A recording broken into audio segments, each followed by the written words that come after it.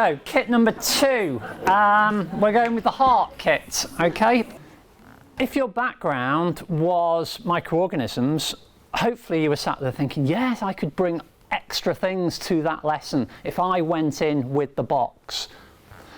Equally, here we are with the heart kit. Do you have a medical background? Do you work for the NHS or some other provider? Is there some way you can apply your skills to how this box is applied in the classroom? I want you to be thinking in those terms as we run through every single kit. So this is the heart kit. We have in here 8 heart rate monitors. Now, if I'm feeling really brave, we could actually go with trying to set it up on me, but I think it needs to be pretty close to your chest, so I don't think I'm going to bother. But the gist of it, and you have to squidge this with little kids because their chests are a bit smaller than grown-ups, and so we end up with ours having very twisted straps in the end where people have tried to stretch it. But essentially that goes roughly over your heart, around your chest, and you wear this on your wrist, and it's actually going to give you a heart rate measurement. Top tip for either you guys in school or probably for the people managing the kit here in the hub, the batteries do go certainly about every 12 months. They go a bit dodgy on this one, so again, you don't want to receive the kit without any without the batteries working. So you've got the heart rate monitors. You can then link that to exercise. You can link it to even giving a presentation. You'll find my heart rate will be a lot faster by the time I've done 8 kits here than it was when I was sat listening to Paula.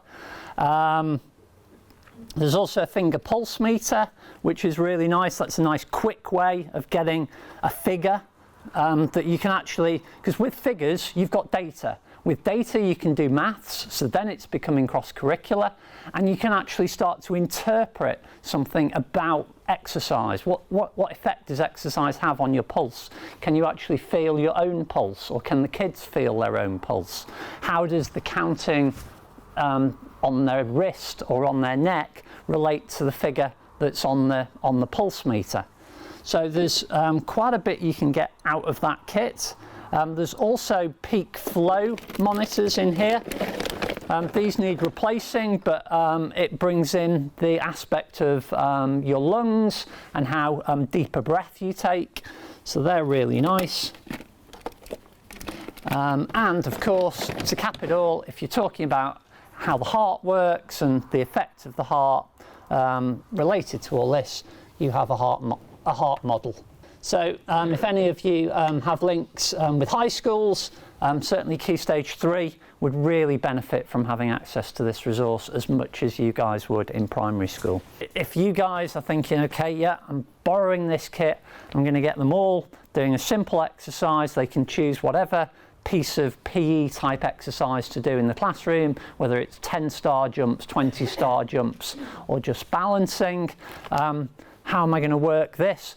You go through the teacher's notes the night before so that you are familiar with how these set up, because they may set up differently. If the club have had to replace a particular item, then not every heart rate monitor works the same as the next one. So again, just 10 minutes of your time the night before can save you a heap of trouble when you're faced with 30 kids who are desperate to do exercise and desperate to get their heart rate measured.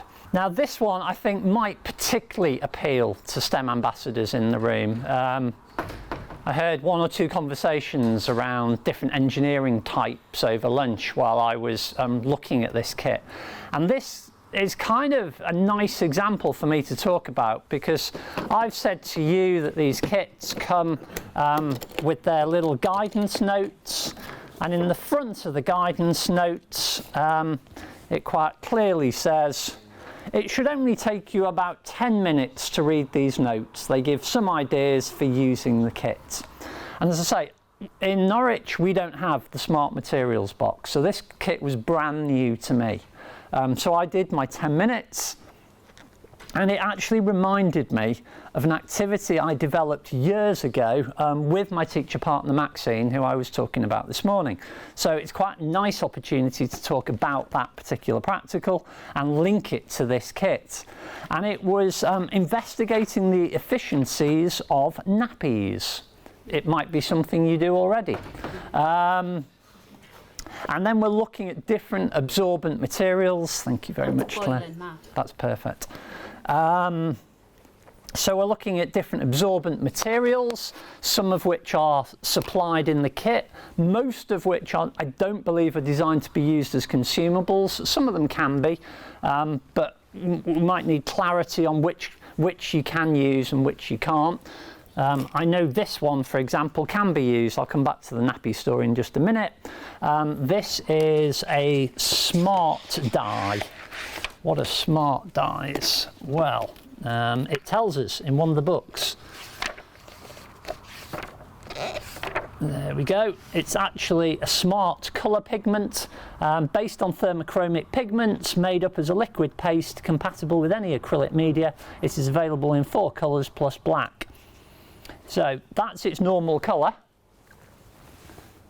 Whack it in some warm water.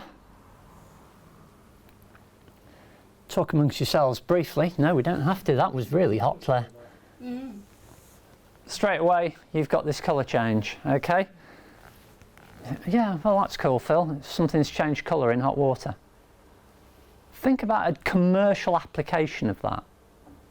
Actually, have 30 seconds talking time on your table. Involve your engineers who are on the table if you can't come up with one, because I'm quite sure they can. 30 seconds, go.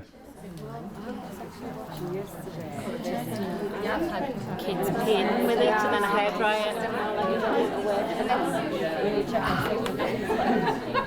It's not my idea for a commercial application. That didn't remember. I won't bother. It's all right.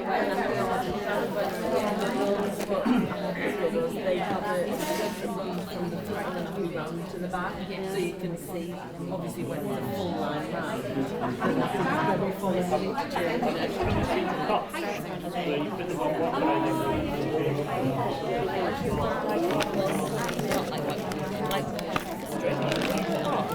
And it's like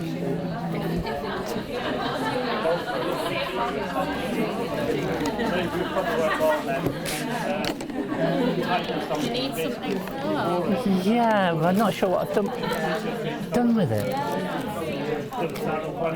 You had 2 springs. Oh, yeah. And I had them out. Oh, did you have them out? Yeah. And I've either left them on the windowsill or I've lost them. Okay, that's your 30 seconds. Suggestions from tables for the wonderful colour changing liquids. Safety. Yeah, do you want to elaborate a bit more on that for us? If it goes above a certain temperature, turns from green to red. Yeah, so if temperature is a concern in your industry, whether it's the storage of food,